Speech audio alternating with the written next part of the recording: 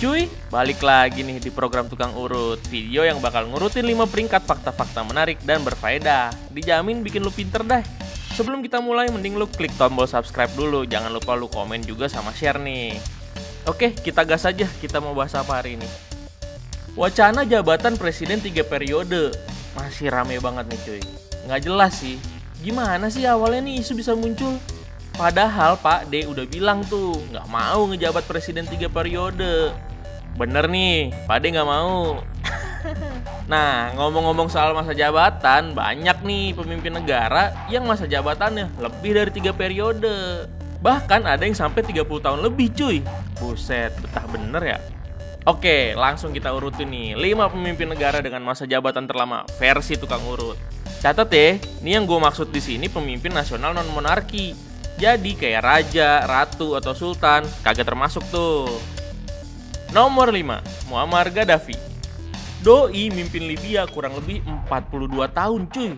Dari 1969 sampai 2011. Doi dapat kekuasaan setelah mengkudeta Raja Idris pada tahun 1969. Asal lo tahu nih, itu Doi ngekudeta Raja Idris umurnya baru 27 tahun cuy. Goks.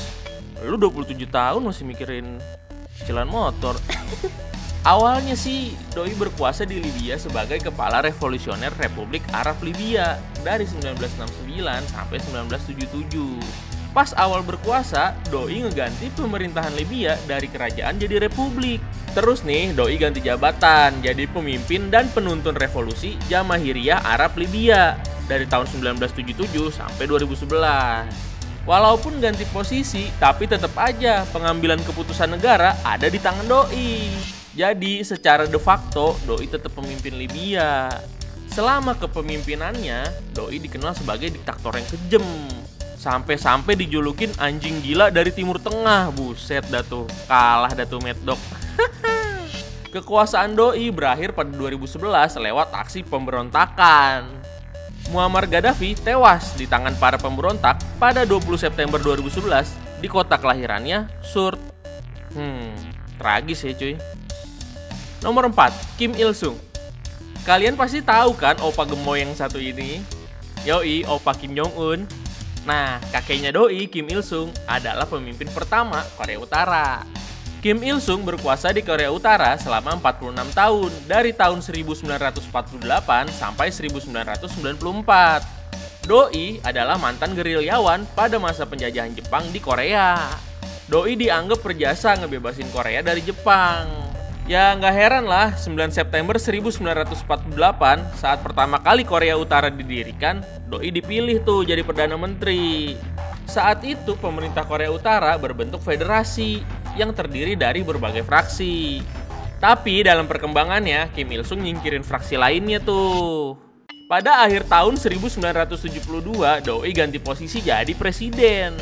Saat itu, Doi dijulukin Great Leader sama rakyatnya.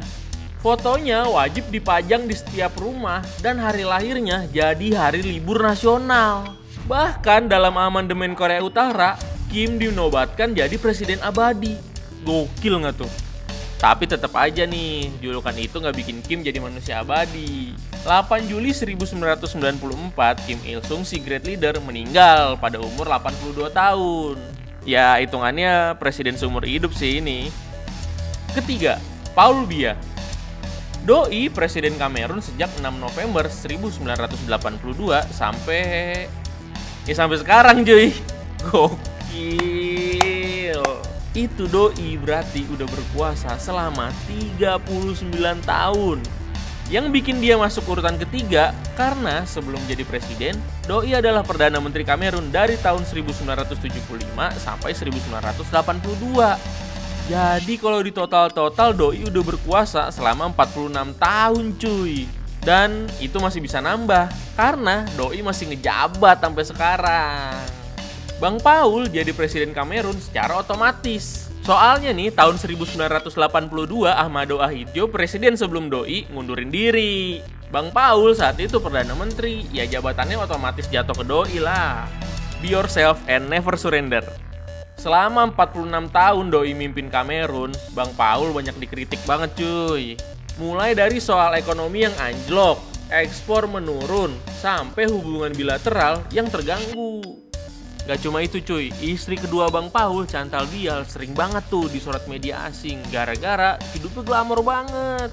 Padahal rakyatnya menderita. Kedua, Chiang Kai-shek. Doi adalah Presiden Republik China dari tahun 1928 sampai 1949. Ini beda loh ya sama RRC sekarang, soalnya dulu China belum bersatu. Sebelum jadi presiden, Doi itu prajurit dan pemimpin militer. Doi itu juga politisi partai nasionalis yang dipimpin oleh Dr. Sun Yat-sen. Jabatannya sebagai Presiden Republik China kandas gara-gara perang saudara.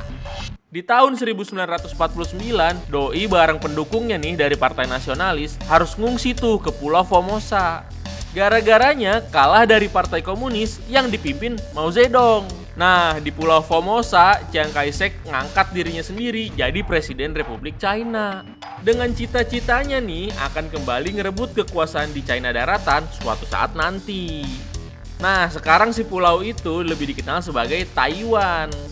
Jabatannya berakhir pada 5 April 1975 karena Doi meninggal akibat gagal ginjal. Total, Chiang Kai-shek jadi pemimpin negara selama 47 tahun.